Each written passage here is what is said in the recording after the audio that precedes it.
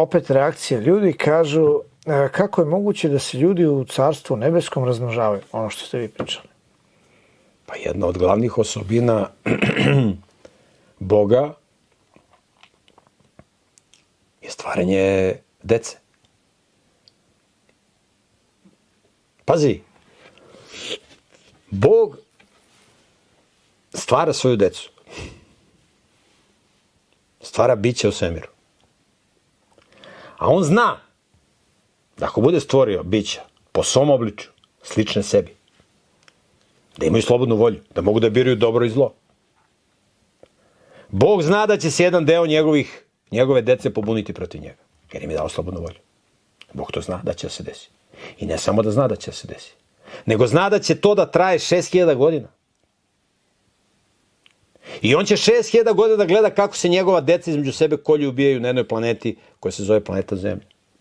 I otvarati konclogore i maloletnička prostitucija i droga i ovo i ovo i ovo.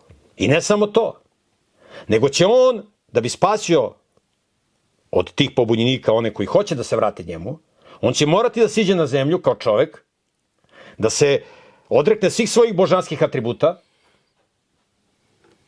ako hoće da spasi iz bunara tu svoju zabludelu decu, i tamo će da bude šikaniran, maltretiran, mučen najtežim mukama i ubijen najtežom smrću. On pod svim tim uslovima pristaje da stvara decu. Koji bi danas, da nekom ti čoveku kažeš, vidi, možda imaš decu, ali pod ovim uslovima. I navedeš mu ovo što je razumeš, da imaćeš 10 deca, ali ćeš da gledaš ceo život kako se oni kolju, na kraju ćeš sa njih 3 moći da živiš kroz celu večnost. A oni će da te maltretiraju, da te muče i da te ubije. Ti bi rekao, hvala lepo, ne treba imati decu. A Bog nije tako rekao. Bog kaže, ja znam koja je cena da bi imao decu. Ja pristajem na tu cenu. Ja pristajem da po tim uslovima imam decu kroz celu večnost. Najveća radost koju čovjek može da ima u životu, to je da ima svoje dete. I za Boga je najveća radost da ima svoju decu. I prva zapovest u Bibliji, rađajte se i množite se. I sad se pojave stručnjaci, dođe Sotona i ubedi stručnjake, eksperte, ove što distribuiraju sujeverje, najgoru drogu, i kažu, jednoga dana mi se nećemo ženiti. Nećemo rađati decu. Znaš da je nastao celibat? Ja sam o tome pričao u ovom serijalu Istorija Bogumila. Celibat je nastao u Vavilonu, to je uvela Semiramida, kao suprotnost braku. Celibat. Mi se ne ženimo, a ove se ne udaju, a ovamo mrkanje, to odvaljivanje. I onda kad su po tim satanskim crkvama radili iskopavanja, pronalazili su groblja abortirane dece. Znači, mi smo se posvetili Bogu. One su se posvetile ovamo ukidanje, odvaljivanje. I ne samo to, mrkaju i decu i šta se ne rade. Znači, nasuprot Božjem konceptu je koncept satanski da se ne ženimo.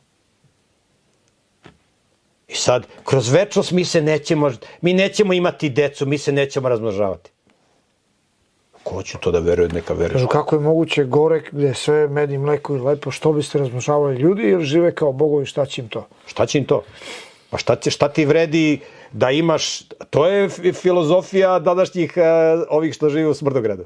Brate, živim u Beogradu na vodi, tu mi je diskoteka, tu mi je samoposluga, tu mi je javna kuća, tu mi je droga, tu mi je utakmica, tu mi je pozorište, šta će mi deca mi skaču po glavi, to mi ne treba u životu. To je filozofija, da razumeš, te lažne religije. Pa šta će ti život ako nemaš decu? Kakav ti to život? Ajde, probaj da zamisliš svoj život da nemaš decu. Ne mogu. To bi bio, taj život ne bi imao smisla. Svrha života je da za nekoga živiš. Penzioneri koji oboljevaju od depresije, znaš kako, pošto oni žive sami, razumiješ, oni su školovali svojoj deci, onda deca otišla, razumiješ, tamo, poželili se, udali se za neke budale i uvide se svojim roditeljima jednom godišnje na pola sata. Kada su oni u depresiji. I znaš kako se leči depresija? Tako što uključe penzionere u neki humanitarni rad, da rade nešto korisno. Za nekoga, da žive za nekoga. Zato je biblijski koncept da si normalan, da imaš porodicu, ovde kuća za jednog sina, tamo za drugog, za trećeg, za četvrtog, tu su snaje, tu su unuci, svi se poštuju, zna se red. Lepota, milina. I ti, ko čuveni Ištvan Nađi iz sela Perlez kod Zrenjina. On i njegova supruga su imali 17 dece. Za manje od 100 godina, preko 100 potomaka, koji svi žive u ljubavi i harmoniji. Pokrenuo privatan biznis, uključio decu u privatan biznis. Bravo. Ištvan Nađi, niko ne spominje Ištvana Nađi. 17 dece. Njegova žena je od Petrovića, inače. Ne znam da li od Bojih Petrovića, ali selo Perlazi, Ištvan Nađi. To je sreća. I sad zamisli jednog dana Bog obnovi zemlju, imaš sve što ti treba, ali nemaš decu. Pa sad će mi takav život, brate. Kakav je to život bez dece? Nema se zafrkamo. Gde piše u Bibliji da neće biti razmnožavanje? Gde to piše u Bibliji? Prva zapoved su bili rađati se i množiti. Sad će Bog to da ukida. A oni su rekli da je Bog sve ukinuo. Ti stručnjaci. Ukinuo ne važi više ni ovo, ni ovo, ni ovo, ni sve to. To ne važi, to je stari zavet. Sad ima novi zavet, ali novi zavet ćemo i da vam tumačimo. Mi ćemo da vam tumačimo, mi smo slučajci, završili smo fakultete, mi ćemo da vam tumačimo. Ovo ne važi, to je ukinuto. Sad ćemo i da vam objasnimo statljama. Znači, biti ovako i ovako i ovako. Ovde možeš da staviš donaciju za naš hram. Znaš, to ti je goveđa filozofija, goveđa teologija. Za glupake. Glupaci to vole. Doviđenja, prijatno. Hoću to da veruje, nek veruje. Eto, pitao sam da... U nebeskom carstvu će 100% onda biti i kockanice. Ali umereno. Javne kuće isto umereno. Šta? Kažu stručnjaci da je to okej. Znači, to je njihovo nebesko carstvo. Razumeš? To je njihovo nebesko carstvo. Nek oni mašte o tom nebeskom carstvu. Ništa im više ne treba. Razumeš, nek oni mašte o tome, samo od toga nema ništa. Nažalost, ja se stvarno izvinjam, ali, dragi prijatelji, nema od toga ništa. Samo se zamlaćujete lovačkim pričama. Poštovani prijatelji, ne menjajte kanal. Ako imate pitanja ovako simpatična koje želite postavite doktoru Petroviću, pošaljite na pragmatikosinfo@gmail.com. Ako želite pomoći rad produkcije, imate uputstva za plaćanje. Vidimo se, ako Bog da, u narednoj emisiji. Živi bili, svako dobro.